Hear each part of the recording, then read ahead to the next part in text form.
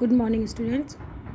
आज से हम ज्योग्राफी का थर्ड चैप्टर स्टार्ट करेंगे जो कि है आवर चेंजिंग अर्थ। हमने ज्योग्राफी के फर्स्ट सेकंड चैप्टर, पॉलिटिकल का फर्स्ट सेकंड चैप्टर और हिस्ट्री का फर्स्ट सेकंड थर्ड चैप्टर कर लिया है और आज हम ज्योग्राफी का थर्ड चैप्टर स्टार्ट करेंगे। आपको मैंने पॉलिटिकल और ज्योग्राफी के नोट्स भी भेज दिए हैं और हिस्ट्री के भी शायद एक चैप्टर के साथ नोट्स भेजे हैं। नहीं भेजे होंगे तो मैं भेज दूँगी आपको, तो आप उसको नोट कर लीजिएगा। तो चलिए हम स्टार्ट करते हैं हमारा चैप्टर द लिथोस्फीयर। सबसे पहले चैप्टर का नेम आवर चेंजिंग अर्थ, मतलब हमारी बदलती पृथ्वी। The lithosphere is broken into a number of plates known as the lithospheric plates. जो लिथोस्फीयर है वो जो लिथोस्फीयर मतलब स्थलमंडल अनेक प्लेटों में विभाजित है, अनेक प्लेटों में बटा हुआ है, जिन्हें स्थलमंडलीय प्लेट कहते हैं या लिथोस्फेरिक प्लेट बोलते हैं। अब लिथोस्फेरिक प्लेट क्या होता है ये यहाँ पर लिखा हुआ है। The earth crust consist of several large and some small rigid irregularly shaped plate slabs which carry continents and the ocean floor। जो लिथोस्फीयर है उसमें अनेक बड़ी एवं कुछ जो अर्थ क्रस्ट है, जो ऊपर का अर्थ का भाग है, उसमें अनेक बड़ी एवं कुछ छोटी कठोर असमान आकार की, मतलब रेगुलरली शेप असमान आकार की प्लेटें होती हैं, जिन पर महाद्वीप कॉन्टिनेंट एवं ओशन फ्लोर महासागर की सतह है, ओशन की जो फ्लोर होती है, नीचे की जो सतह होती है ओशन की, वो टिकी हुई है। इसे बोलते हैं लिथोस्फेरिक प्लेट।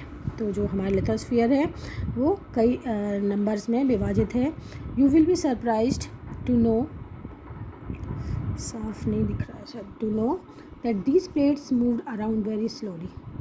आप ये जानकर बहुत आश्चर्यचकित होंगे कि ये जो प्लेट्स हैं वो धीरे धीरे चारों तरफ गति करती हैं। Just a few millimetres each year, मतलब कुछ हर साल में लगभग कुछ millimetre. This is because of the movement of the molten magma inside the अर्थ। हमने पढ़ा कि जो मोल्टन मैग्मा होता है, मतलब जो पिघला हुआ लावा होता है, वो अर्थ के सबसे अंदर वाले को उसमें होता है। तो उसमें मूवमेंट की वजह से ये जो प्लेट्स होती हैं वो चारों तरफ धीरे धीरे मूव करती हैं। The molten magma inside the earth moves in a circular manner as shown in the activity. जो मोल्टन मैग्मा होता है वो सर्कुलर मैनर में, वो एक वृत्तीय रूप में, मतलब एक वृत्त के आकार में, या जिसको बोले कि राउंड रूप में घूमता रहता है, जैसा कि आपको एक्टिविटी में दिखाया गया। अब ये एक्टिविटी है, आप देखोगे ये activity, take a small coloured paper pellet and put it in a beaker half filled with water. एक स्मॉल कलर पेपर लेना है आपको और उसको उसमें एक बीकर में डालना है जो कि आधा भरा हुआ है। Place the beaker on a tripod stand and heat it. एक ट्राईपॉड उसमें ये स्टैंड में रखना है और इसको गर्म करना है। As the water warms up, जैसे जैसे पानी गर्म होगा, you will observe that the paper pellet is moving upward along with the warm layer of water and then sink back along with the cooler layers of water. The molten magma inside the earth moves in a similar manner. तब ये कि जब जैसे जैसे पानी गर्म होगा तो आप देखोगे कि जो गर्म जल की परतें हैं, परतों के साथ साथ कागज़ की जो गोली है वो भी ऊपर की ओर उठती है और ठंडे पानी की परतों के साथ ये गोली नीचे बैठती जाती है। तो पृथ्वी के अंदर स्थित जो पिघला हुआ मैग्मा है, जो मोल्टन मैग्मा है, वो भी इसी प्रकार से मूव करता है। The movement of these plates causes changes on the surface of the earth. ये जो मूवमेंट है प्लेट्स का, इसके कारण जो ऊपर का जो अर्थ का जो सरफेस है, ऊपरी सतह है जो पृथ्वी की, उसमें बहुत सारे चेंजेस होते हैं। The earth movements are divided on the basis of the forces which cause them. जो अर्थ का मूवमेंट है वो डिवाइड किया गया है कई उसमें कि पृथ्वी की गति को उन बलों के आधार पर, फोर्सेस के आधार पर विभाजित किया है जिनके कारण ये गतियाँ उत्पन्न होती हैं। The forces which act in the interior of the earth are called as endogenic forces. वो बल, वो forces जो पृथ्वी के आंतरिक भाग में होते हैं, अंदर के भाग में घटित होते हैं, उन्हें इंडोजेनिक फोर्सेस या बोलोगे इंडोजेनिक फोर्सेस कहते हैं. और the forces that work on surface of the earth, और जो फोर्सेस, जो बल पृथ्वी की सतह पर घटित होते हैं उसको बोलते हैं एक्सोजेनिक फोर्सेस. अब ये जो endogenic forces sometimes produce sudden movement. जो इंडोजेनिक फोर्सेस है, जो आंतरिक जो मूवमेंट है उसके कारण जो कुछ सडन अचानक से कुछ घटता है. At the other times produce slow movement, और कभी कभी स्लो मूवमेंट भी. तो सडन मूवमेंट लाइक अर्थक्वेक, मतलब जो अचानक से अर्थक्वेक अचानक से आता है उसका हमको पता नहीं चलता. तो जो सडन मूवमेंट है अर्थक्वेक इसलिए आता है, ये जो प्लेट्स होती है उसमें मूवमेंट के कारण. तो ये अर्थक्वेक आता है अचानक से, तो सडन मूवमेंट हो गया. एंड वॉल्केनोज, जो ज्वालामुखी का फटना है वो भी ये cause mass destruction over the surface of the earth, और इसके कारण बहुत बड़ी मात्रा में जो है वो अर्थ की सरफेस पे बहुत बड़ी मात्रा में बर्बादी होती है. नेक्स्ट है volcano. A volcano is a went मतलब ये है opening in the earth crust through which मॉल्टन material erupt suddenly. जो अर्थक्वेक होता है जब जो अर्थ का क्रस्ट है उसमें से ये जो अचानक से जो पिघला हुआ पदार्थ है वो बाहर निकलता है. तो उसको ये जो खुले हुए पोर्शन से, जिसमें आप देख रहे हो कि गैसेज एंड ऐश गैसें और राख है, क्रेटर, ये जो ओपनिंग जो पार्ट बना हुआ है उसको क्रेटर बोलते हैं. ये वेंट कहलाता है, और ये लावा यहाँ से निकल रहा है, ये लावा है. ये है मैग्मा चैम्बर, ये जो है पृथ्वी के इतने नीचे अंदर ये मैग्मा चैम्बर है. ये क्रस्ट है, मेंटल है. तो इस तरह से ये जो ज्वालामुखी है वॉल्केनो वो भी अचानक से ही फटता है. तो similarly when the lithosphere plates move, इसी तरह जब लिथोस्फेरिक प्लेट मूव करती है, the surface of the earth vibrates. जो अर्थ की सरफेस होती है, जो ऊपरी सतह होती है अर्थ की, वो वाइब्रेट करती है. The vibration can travel all around the earth. ये जो वाइब्रेशन है वो पूरी पृथ्वी पर ट्रेवल करता है, मतलब पूरी पृथ्वी तक पहुंचता है. These vibrations are called earthquake. ये जो वाइब्रेशन है ये कहलाता है earthquake. The place in the crust where the movement starts is called the focus. वो प्लेस जहाँ से ये जो मूवमेंट है वो स्टार्ट होता है तो उसको कहते हैं focus. The place on the focus is called epicentre. आप यदि कभी भी जब आप भूकंप का वो देखोगे न्यूज़, जब कभी भी आप सुनोगे तो उसमें अक्सर बताया जाता है कि एपिसेंटर ये है, मतलब केंद्र है, वो फोकस वहाँ पर है. The vibration travels outwards from the epicentre as wave. जो वाइब्रेशन है वो बाहर की तरफ, एपिसेंटर से बाहर की तरफ ट्रेवल करता है. Greatest damage is usually closest to the epicenter and the strength of the earthquake decrease away from the center. सबसे ज़्यादा बर्बादी एपिसेंटर के पास, मतलब फोकस के पास ही होती है. और जैसे जैसे फोकस दूर होता जाता है तो इसकी जो है स्ट्रेंथ है वो कम होती जाती है.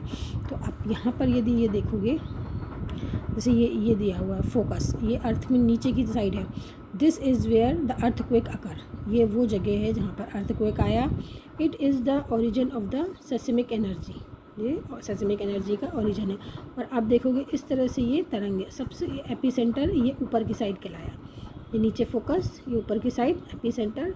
और जैसे जैसे ये बाहर की तरफ बढ़ेगा ये इसका जो स्ट्रेंथ है वो कम होती चली जाएगी.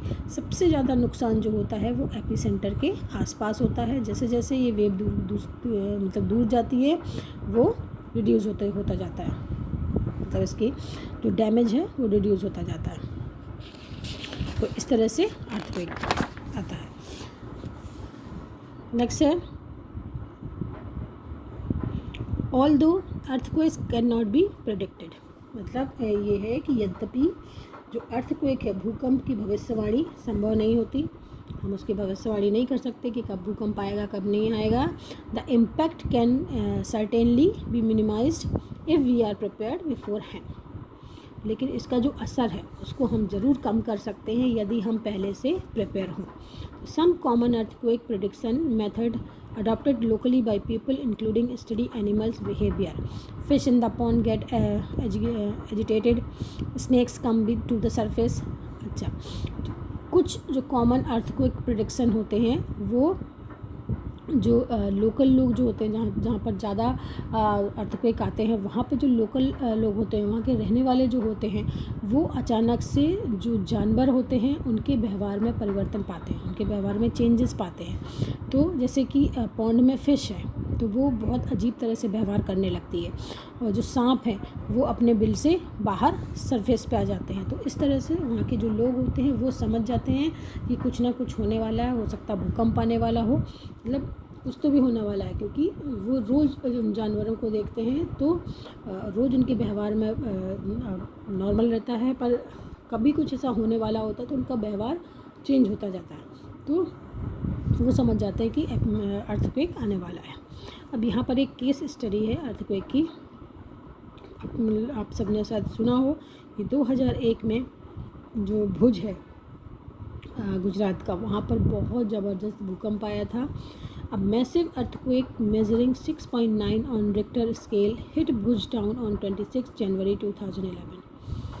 बहुत बड़ा, बहुत भयानक जो अर्थक्वेक था। रिक्टर स्केल, जो अर्थक्वेक की जो तीव्रता है वो जिस पर नापते हैं उसको बोलते हैं रिक्टर स्केल, तो उस पर 6.9 की तीव्रता वाला अर्थक्वेक आया था 26 जनवरी 2001 में। तो स्कूल वर्स्ट अफेक्टेड, सबसे ज़्यादा स्कूल अफेक्ट हुआ था। At least 971 students and 31 teachers are fear to have lost their lives following the collapse of school building. 971 students, 31 teacher, उन्होंने अपनी ज़िंदगी खो दी जब स्कूल बिल्डिंग कोलैप्स हो गई। भुज relief effort blighted. 3 days after the quake, concern rose about food, blankets and medical supplies not reaching everyone. मतलब कि 3 दिन बाद भी, भूकंप के तीसरे दिन बाद भी हर व्यक्ति तक खाना, कंबल, दवाई आदि ना पहुंचने के कारण हालात चिंताजनक। मतलब ये जो वो है पेपर की जो कटिंग है जिसमें हेडलाइंस आती हैं वो दी हुई है। Destruction of Bhuj, phone lines, water pipeline and power station transmission lines were knocked out. मतलब ये कि फ़ोन लाइन, पानी की पाइपलाइन है, विद्युत स्टेशन मतलब इलेक्ट्रिसिटी, ये पावर स्टेशन जो हैं, और साथ में जो ट्रांसमिशन या संचार लाइनें हैं वो सब अवरोधित हो गए, मतलब वो सारी बंद हो गई। फायर इन द सिटी, मतलब शहर में आग। Hundreds of fires started at charcoal cookers overturned. Charcoal और अंगीठियों के पलटने के कारण अनेक स्थानों पर आग लग गई। Emergency declared in quake zone, मतलब जो राष्ट्रपति ने आपातकालीन स्थिति, the president declares a state of emergency, राष्ट्रपति ने आपातकालीन स्थिति की घोषणा की। CMs appeal to the centre, मुख्यमंत्री की केंद्र से अपील। Gujarat appeals for financial help, the chief minister of Gujarat has launched an appeal for the centre to deal with the disaster. Gujarat सरकार ने इस संकट का सामना करने के लिए केंद्र से वित्तीय सहायता, मतलब पैसा मांगा, वित्तीय सहायता मांगी। तो ये बहुत ज़बरदस्त भूकंप था।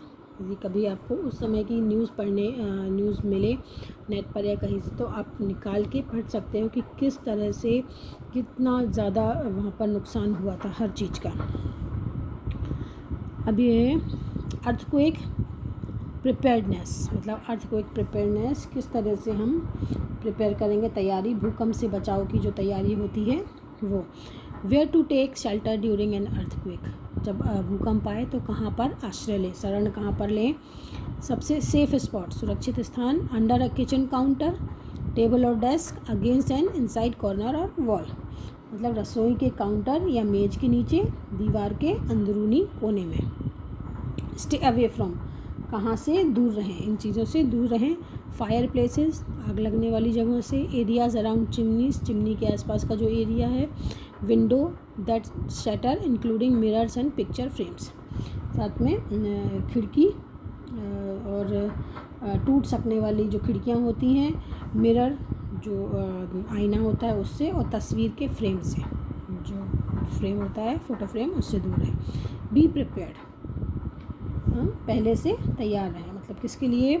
Spread awareness amongst your friend and family members and face any disaster confidently.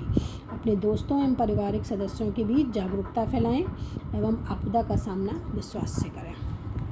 तो ये था सडन मूवमेंट जो होता है पृथ्वी के अंदर, जो मोल्टन मैग्मा के और प्लेट के खिसकने से जो मूवमेंट होता है, कभी कभी सडन मूवमेंट, तो ये इस रूप में पृथ्वी के सरफेस पर हमको दिखाई देता है। तो आज का चैप्टर हम यहीं पर रोकते हैं, कल इससे आगे का पढ़ेंगे।